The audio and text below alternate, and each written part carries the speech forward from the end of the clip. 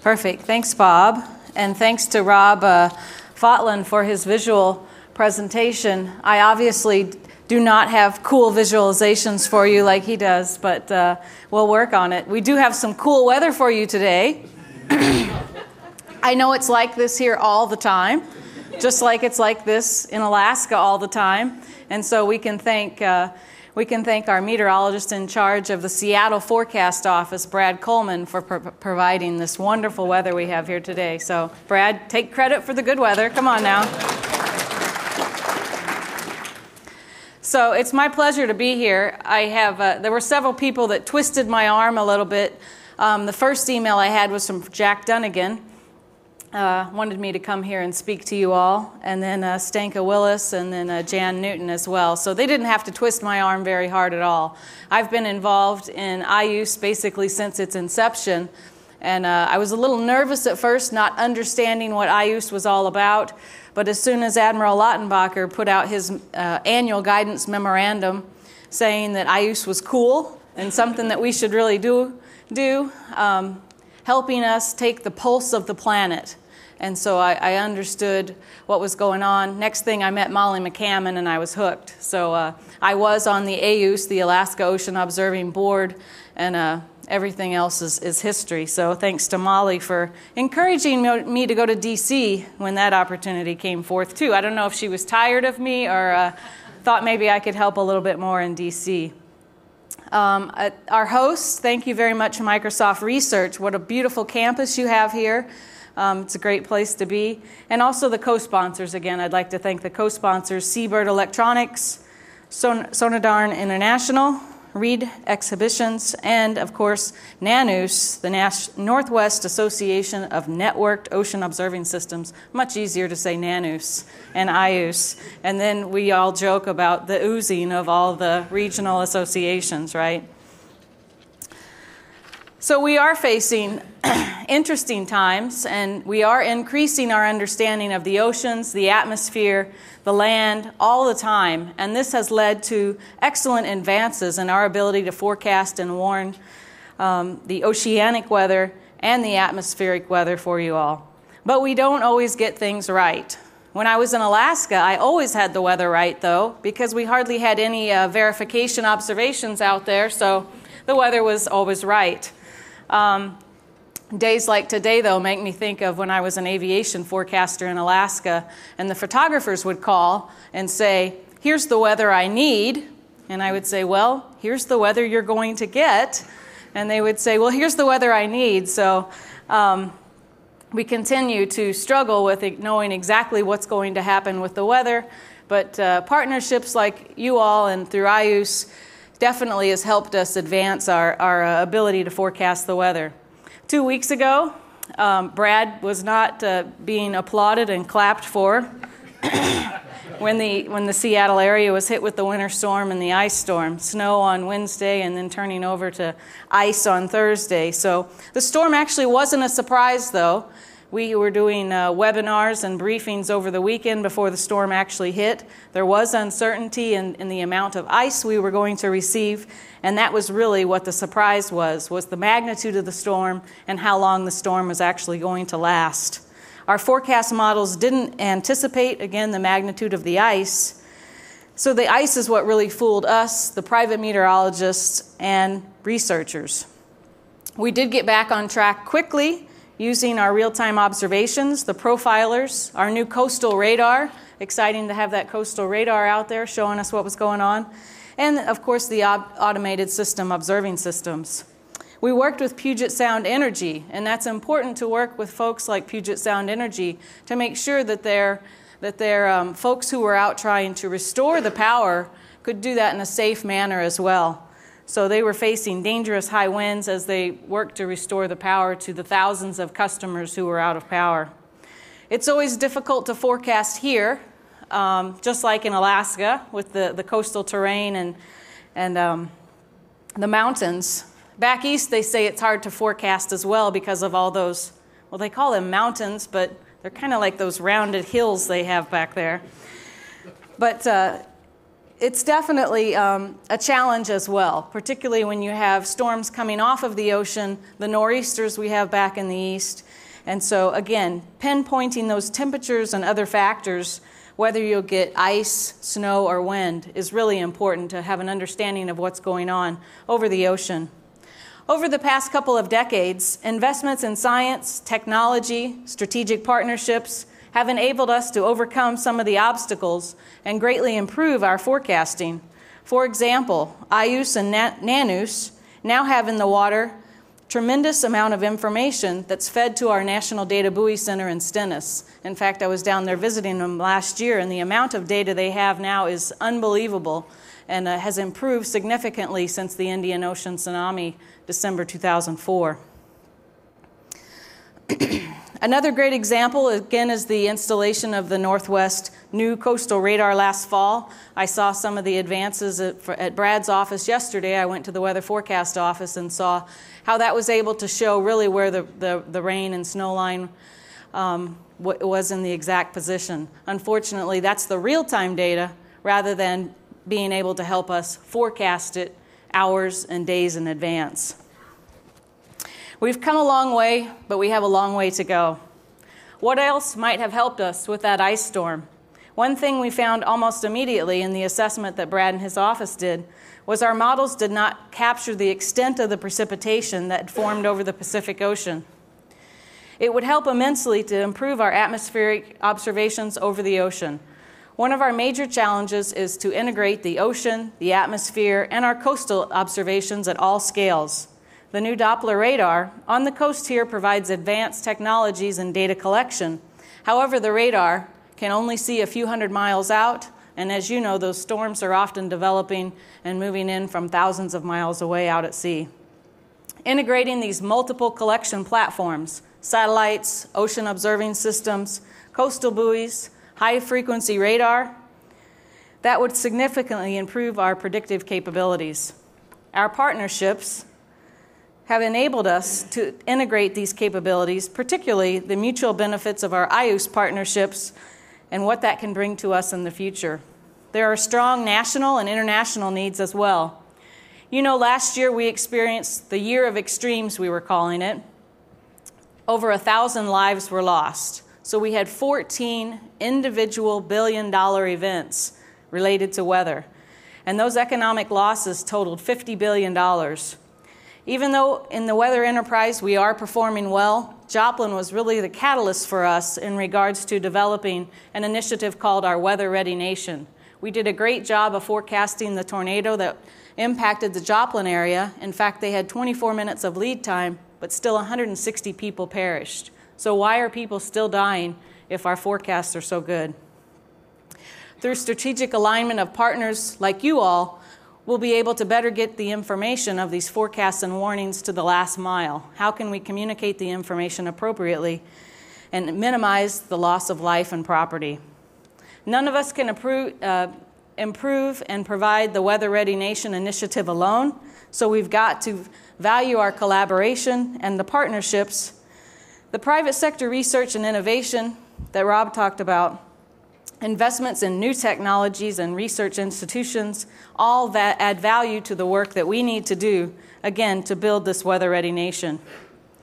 I know that oceanographers often envy the meteorologists' wealth of observations, but meteorologists, particularly marine meteorologists, are always observation-starved. We want more observations, and the more we can get, the better our forecasts and warnings will be. We have a couple paths to take. One is to continue doing what we're doing now, doing the same things. Ironically, it is Groundhog's Day today, and so Bill Murray may have had it right. But those of us that are here in this room, we're not going to accept doing the same things over and over every day. We're going to choose another path and push forward to continue to improve despite the constraints imposed upon us in these difficult economic times. We are all observation-starved, but observing systems are expensive. That makes our partnerships all the more important, where we're not only leveraging each other's expertise, we're also eliminating redundancy, reducing uncertainty, and ensuring the maximum value for each system. So where are we now? Our current capabilities were fueled by your visionary decisions made in the past. strategic partnerships, and sophisticated instrumentation have resulted in our greater understanding of the interactions between the oceans and the atmosphere. And I'm so thankful that I'm talking to such a diverse group of individuals out here.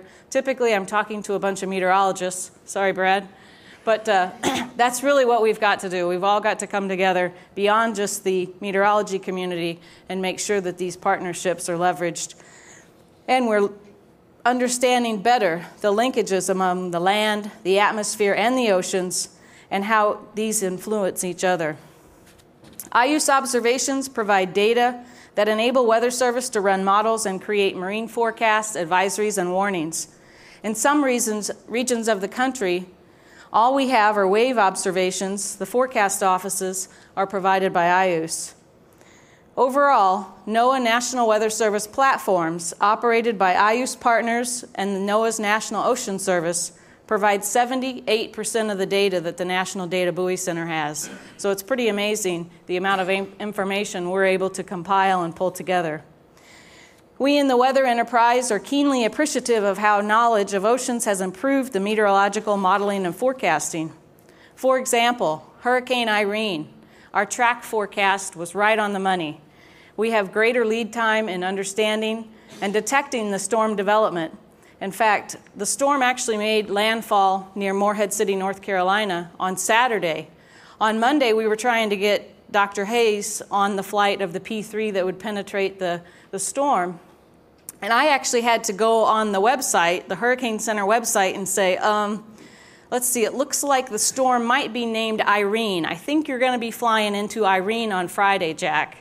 And that was the storm he flew. So that's pretty amazing that we knew that storm was out there 7 days in advance and pretty close, almost right on track to where it made landfall. Now, in 1999, I was the warning coordination meteorologist in Morehead City. That's when Hurricane Dennis, Floyd, and Irene, devastation has kind of followed me, so it's not really my performance, it's just that devastation has followed me along my career. At any rate, Hurricane Floyd in '99 almost took the same path that Irene took, but unfortunately, we evacuated Florida, Atlanta, South Carolina, North Carolina, all up the eastern seaboard, we evacuated. Thankfully, Irene, we knew she was going to pretty much go right into North Carolina, so the number of evacuations was considerably less, based on our ability to forecast the track, again, 7-8 days in advance. Another extremely important benefit is that we are able to avoid those unnecessary evacuations. Think about how information increases people's safety.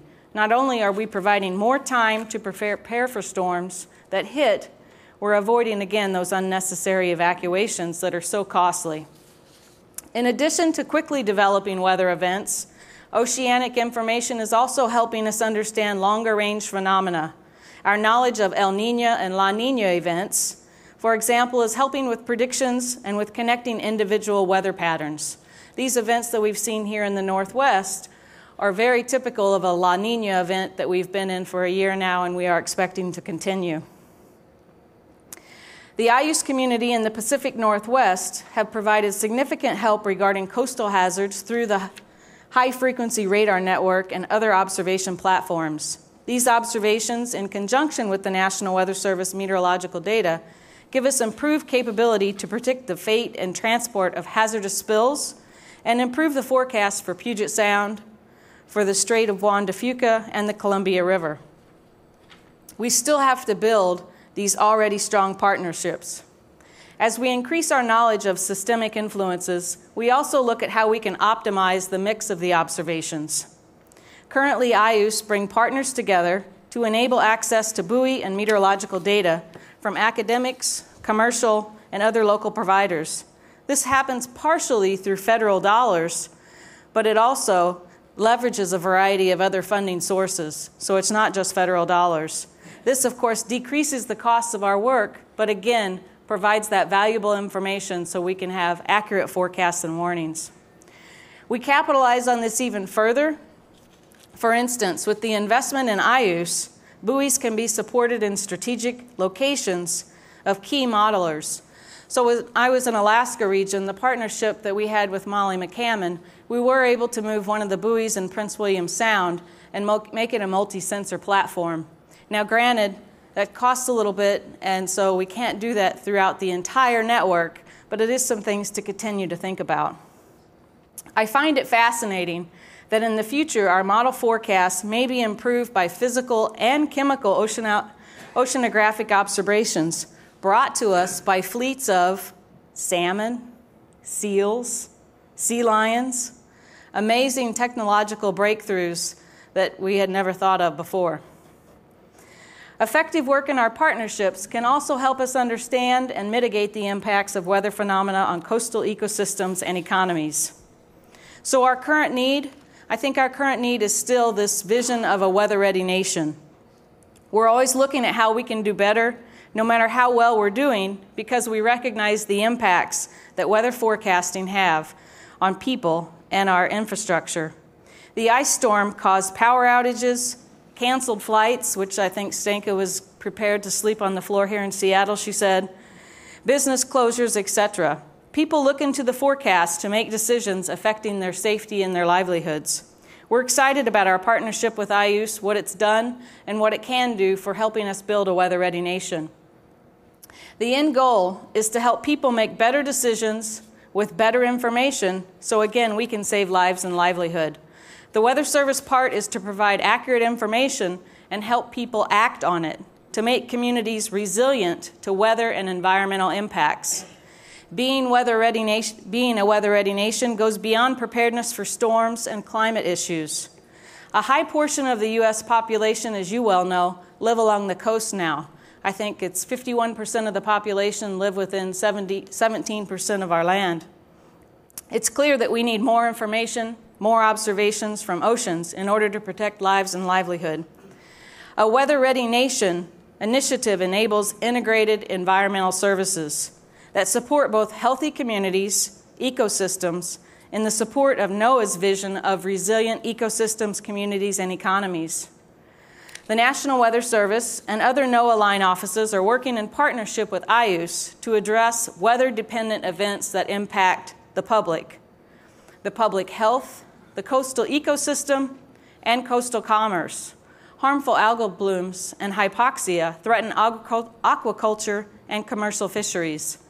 Pathogens threaten our health, recreation, and public safety.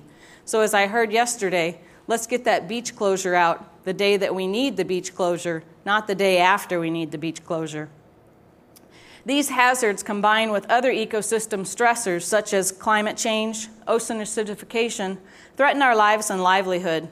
IOOC partnerships contribute critical infrastructure and observing capabilities that address these issues on the local, regional, national, and even international scales.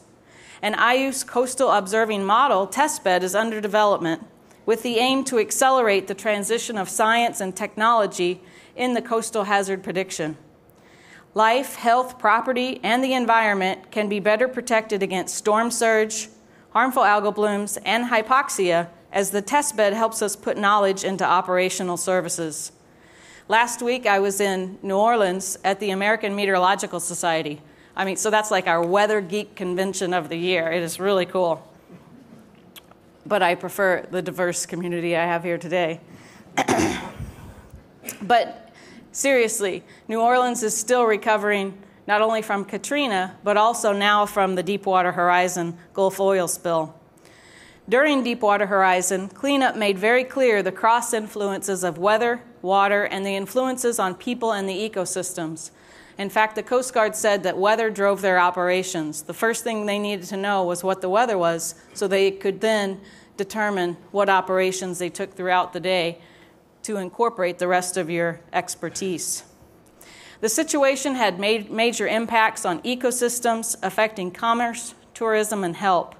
The cleanup required great efforts from a large number of partners. Workers capping the leak needed weather forecasts for lightning storms, hurricanes, and even severe heat. IOOC provided the high-frequency radar to track the movement of oil on surface currents. Industry's product innovations, such as the underwater gliders that we saw in the demonstration, provided data to track the movement of the oil through the water column. All this information was vital to effective decision-making during the spill. The National Weather Service is eager to continue this partnership. We also need our system partners, so I'm looking forward to this workshop to provide key information that will help get us closer to the vision of a weather-ready nation. A weather-ready nation requires regionally scaled collaborations and observations, data delivery, and product development. The needs don't stop at the regional or national levels. As I mentioned, we recognize the need for more data in the atmospheric observations over the oceans.